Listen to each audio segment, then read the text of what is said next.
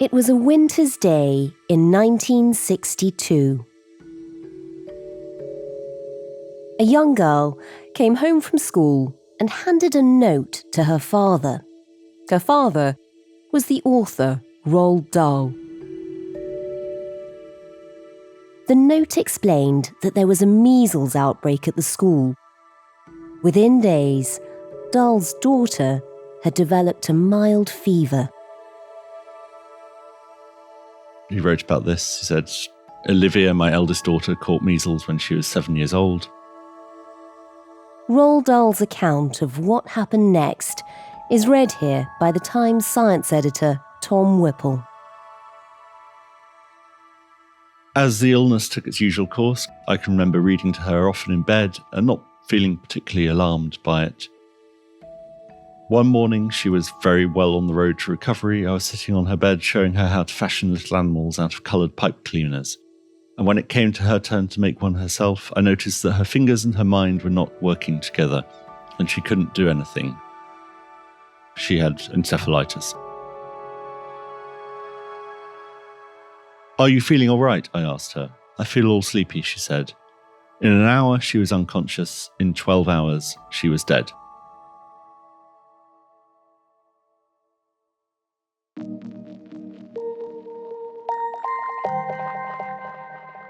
It wasn't until 6 years after Olivia Dahl's death in 1968 that the first measles vaccine was introduced. It was followed in 1988 by MMR, a combined measles, mumps and rubella vaccine. And Roald Dahl became a big campaigner for the vaccine on the basis of that. When the MMR vaccine was introduced, Roald Dahl wrote, "It really is almost a crime to allow your child to go unimmunised." It took another 30 years, but in 2017, the UK achieved measles elimination. The virus was no longer spreading in Britain. So, what on earth is going on now? Measles is back, and the West Midlands is at the centre of the surge. The West Midlands has had more than 200 cases since last year. But looking at the map of where children are missing MMR jabs, other cities are vulnerable to an outbreak too. Doctors are urging parents to make sure their children are protected. You're listening to Stories of Our Times from the Times and the Sunday Times. I'm Manveen Rana. Today, why measles is on the resurgence.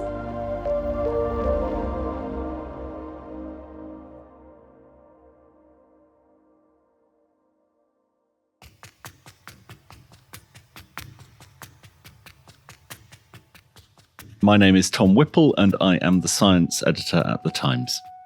And Tom, we're talking today about measles, which, we thought had been eradicated, and for a lot of people, they won't ever have experienced it. So just remind us, what is measles?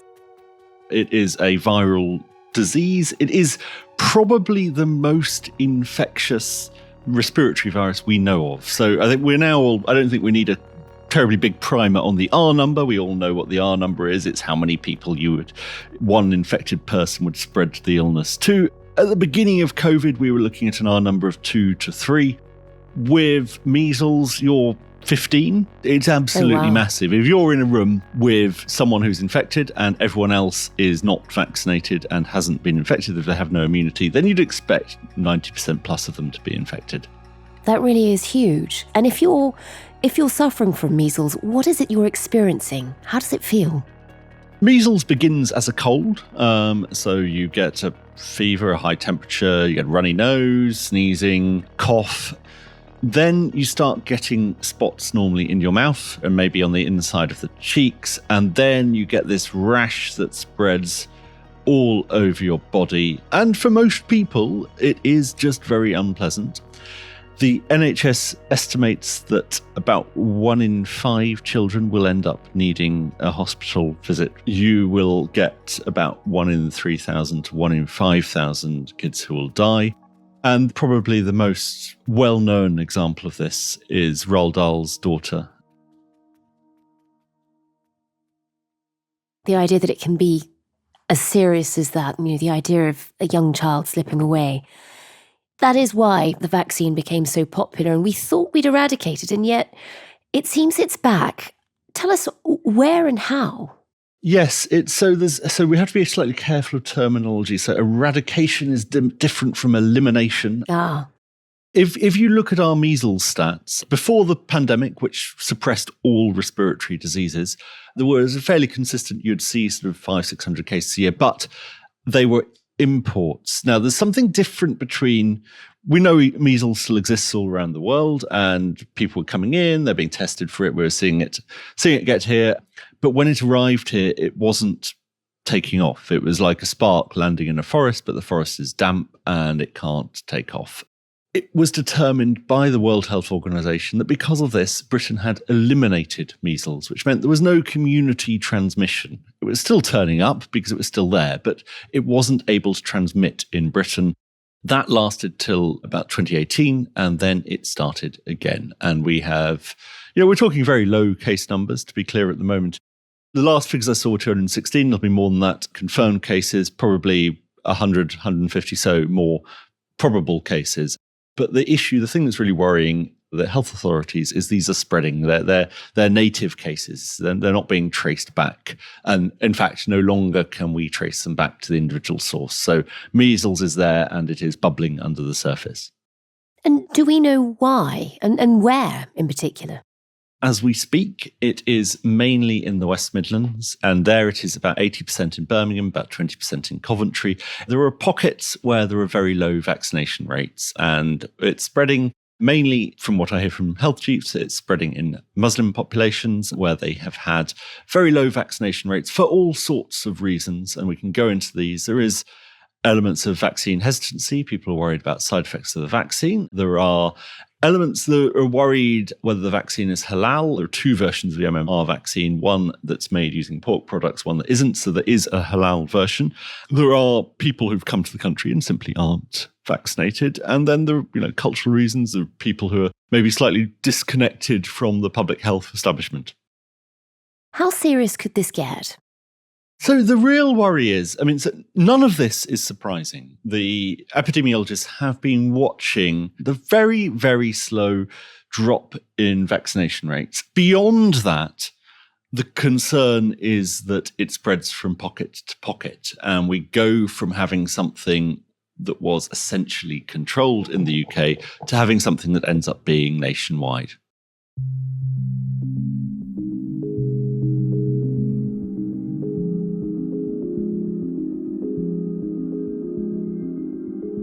There are clearly some factors that are taking place around Birmingham now which are independent, but there is a history of vaccine hesitancy around measles in this country, isn't there? Tell us a bit about Andrew Wakefield and his research. In 1998, Dr. Andrew Wakefield, Andrew Wakefield, he published, along with others, a paper in the journal The Lancet. Measles, mumps and rubella given together may be too much for the immune system of some children to handle. It involved a small number of children, 12. It was a case series, and it was making a link between the vaccine and then the emergence of autism in children. This caused genuine and understandable concern. The Lancet is a very, very serious journal. Normally it is described as the prestigious journal, The Lancet. And the fact that it was published there was a great worry. This was only 12 kids, but it was something clearly needed to be taken seriously and investigated. And I often think, I wasn't a science journalist at the time, I think, how would I have covered this? I would like to think we would have gone to other experts. I think the other experts would have said, we need more evidence. They wouldn't have said this is rubbish, because that wouldn't have been a scientific thing to do. And of course, for parents who don't have time to wait for the research, this can have an instant effect on vaccination rates. Now, actually, the vaccination rates didn't drop massively. They dropped to about 80% rather than the 95% that we needed. But it took time, and there was probably a 6-year period in which this was a real concern. Now, the public health establishment instantly kicked into action, and you can do things. You can look at population level autism rates. You can correlate them to the vaccine. You can see that there's no apparent link. Then there was the journalistic response, a journalist called Brian Deere in particular, who started investigating this. And what we learnt was that secretly Andrew Wakefield was being paid to find these links on behalf of a solicitor who was planning a class action on behalf of parents. Oh, wow. And what's more, that these weren't 12 randomly chosen kids. They were chosen because the kids had autism, and it was... In order to get in this, it was basically part of the lobbying campaign. As Brian Deere said, parents blaming the shot wasn't a finding at all. It was a secret qualification to take part. So they were part of the campaign. And there were other issues. But of course, whilst this was going on, parents were concerned, and it takes a long time to refute something like that. Then give us a sense of the concern, the frenzy, because I seem to remember it was headline news everywhere for a very long time. There were even moments where there were very sort of testy interviews with the Prime Minister, where Tony Blair was being asked if he was giving his own baby at the time the MMR vaccine, his own child, the MMR vaccine. And it felt like nobody really knew if they could trust it. I think Tony Blair said at the time, I just don't talk about my children's medical records, which is also completely reasonable. But people thought, well, does Tony Blair know something else? There were stories after stories, and they're always very compelling. If you're a newspaper features desk, well, you find almost anyone with autism, any baby with autism, because almost any baby has been given the shot. And so there is a vast number of case studies. And, they will all come after the baby has had the MMR, in the same way as they will all come after the baby has tried bananas. And so there was a human story, there were worried parents, and there was a scientist at the centre of this. And, I think it's reasonable to say in retrospect, journalism has taken a look at itself after this and decided, what can we do better? Because we were definitely part of it.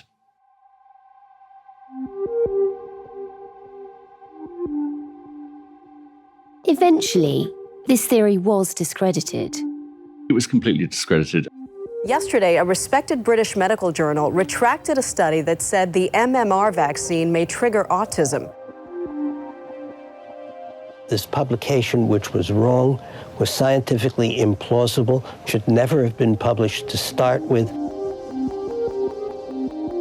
I think what we now know is that the Lancet paper, which was always felt to be bad science, is a deliberate fraud.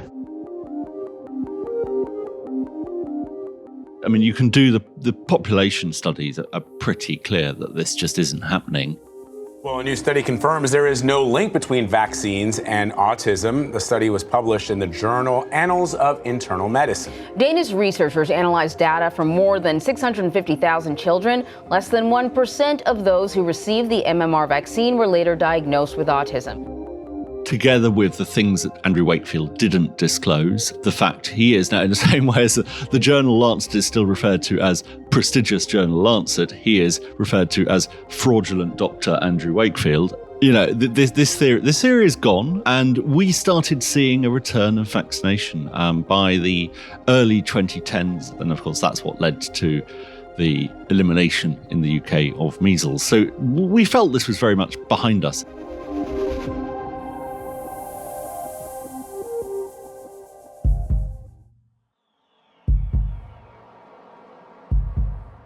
Tom, Andrew Wakefield is struck off in this country for his dubious research, but it's not over. It's not over for him. Andrew Wakefield has gone on to have a lucrative niche career amongst the anti-vaxxers of the US. Okay, a couple quick housekeeping notes. There's baptisms tonight. Again, you can find the details at time2freeamerica.com. And our next presenter, though, started making films about vaccine-related injuries long before COVID-19 and was canceled by culture for doing it. He's my good friend and now yours. Ladies and gentlemen, please stand to your feet and greet Andy Wakefield.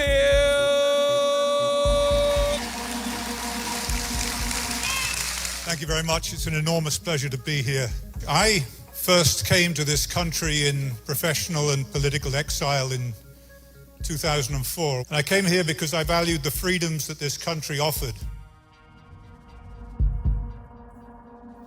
As we've seen with COVID, there is a large enough cohort of people. And it doesn't have to be many. I think we overstate the number of people who are actually anti-vax, but it's a small proportion of a large number of people. So he has a big house. He has a nice life. He's made a film called Vaxxed, From Cover-Up to Catastrophe. Now, if there's no link between early MMR and autism, those two lines should track together. This is going to be a complete catastrophe if we just let it happen. He's chums with Donald Trump, or at the very least, he was at his inauguration ball, so he moves in the right circles for this kind of thing. Tell me something about your relationship with Mr. Trump and his associates. I met him once when he was running for the presidency. He interjected and said, "You don't need to tell me that vaccines cause autism. I've seen it." And we've had so many instances, people that worked for me just the other day, 2 years old, 2.5 years old, a beautiful child, went to have the vaccine and came back and now is autistic. He's doing very well for himself, and he's got a lot of people who adore him. And Tom, as journalists, we know that with disinformation, the moment something is out, you can have 100 pieces explaining why it's wrong, but it's very hard to completely eliminate the idea. And if you suddenly have a huge following in America now, it's even harder. Has the idea persisted? Yeah, it has. And look, it's even journalists using the word disinformation gets people very riled, and slightly understandably so, because I get it. It's like, who are we to be the arbiters of the truth?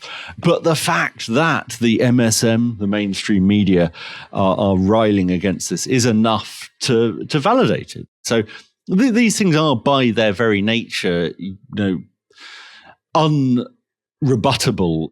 And did that sentiment, that anti-vax sentiment, did it increase across the board during the pandemic? I think the pandemic shone a light on vaccines in general. A lot of the people who made their name on social media by opposing things like lockdown and then things like the vaccine and testing have pivoted to other vaccines. And so that has definitely happened. I mean, there is an element of that. I think it's probably slightly more complicated, but it's part of the picture. In certain aspects of the population, I think those aspects are those parts of the population are quite small. As I say, we spent a lot of time talking about anti-vax stuff during COVID, and justifiably so, but you look at the revealed preferences of people getting the vaccine. So there are people, we had a piece in the Sunday Times at the weekend about Somali parents who are worried about a link between vaccines and autism. And some of them might be, they've been to see Vax, they've got the Andrew Wakefield, Rumble subscription or whatever it is that he makes his money on. But a lot of these people, and public health officials are keen to stress this, a lot of these people, if you sit down with them, if you treat them with respect, if you understand culturally what's going on, if you have the conversation with them, then they will get the vaccine. In the Somali community, we think there's already a higher incidence of autism. I suppose that might make them more suspicious of the vaccine? Yeah, and people look for links. And we don't know definitively, why there appears to be so many autistic children in Somali families. A lot of this is anecdote that's pulled together by public health officials. But certainly the link between autism and the vaccine is because often the symptoms of autism appear about that time anyway. And, it's very natural in the Somali community that you would think, what does this? And if you Google it, then you're going to get this pop up. This is exactly the sort of thing that pops up. And I think that probably... The Wakefield theory pops up online. Yeah, and it'll be there in support groups and people will talk about it and it'll be WhatsApp messages. I think it's very dangerous to give people a label, and anti-vax has become a label. To an extent, it made me uncomfortable during COVID because it's perfectly reasonable to worry about safety concerns with new medical interventions. And it became, and you could say this is useful, but I'm not sure it was, it became socially unacceptable to say it about vaccines because then you're anti-vax. And I understand why it's a pejorative, but I don't think it's useful to apply pejoratives to people who you want to persuade. And a lot of people are persuadable. And I would be hesitant about attributing this to either a big rise in anti-vax sentiment or one specific thing like COVID, for the simple reason that you can see since before COVID, there was a slow drop, a slow ticking down of vaccine coverage, and it was slow, gradual, steady. And so it's difficult to attribute it to one thing. What are the other factors that might be at play here? It's quite plausible that people are just not considering measles that much of a priority. Or maybe it's, harder to get a GP appointment. What we're seeing is from a peak in perhaps the low 90s, we're now down to about 85% of kids getting both doses. It's really not a big difference. And it has been gradual. There's been no cliff edge. So maybe we just need to, as is happening now, up the impetus and up the urgency. We talked about, the effects of Wakefield now. The big effect of Wakefield now, certainly on the modelling and trying to understand what's going on, is that they call them the Wakefield cohort. Kids who were born between 1998 and 2004 who have the lowest vaccine rates that we have. We're now in a situation where we've got kids, but we've also got young teachers because we know that people in their early 20s are members of the Wakefield cohort and could be a way to spread things between these bubbles. Because we have temporal bubbles in the sense of these different vaccination rates across time, and we have geographical bubbles in terms of different vaccination rates across groups. Wow, so that Wakefield cohort, that's just a generation who, when they would normally have received their vaccine, the Wakefield story was around, they didn't have it, and they've gone through life and they haven't been vaccinated since.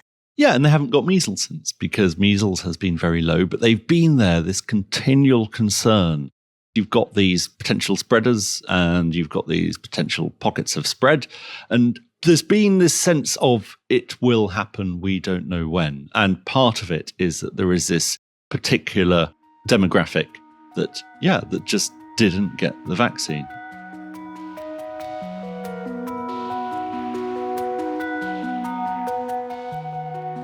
In their more optimistic moments, public health officials don't talk about the return of measles. They talk about the global eradication of it, like smallpox. On the one hand, it's the most infectious respiratory disease we know of. On the other hand, it's one of the best vaccines we know of. This vaccine provides essentially 100% lifetime protection. That is a vaccine that can destroy measles. And there are global efforts to just get rid of it entirely, because wouldn't that be marvellous?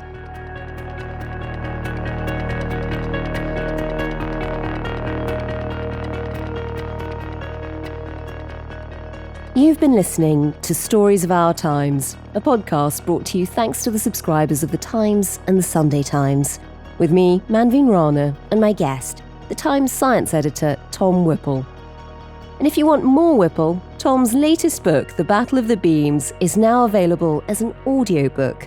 It's about the secret science of radar that turned the tide of the Second World War, and it's read by Tom. Do have a listen. We'll put a link in the description. The producers today were James Shield and Taryn Siegel. The executive producer was Kate Ford, and sound design was by Mal Lassetto. Thanks for listening. See you tomorrow.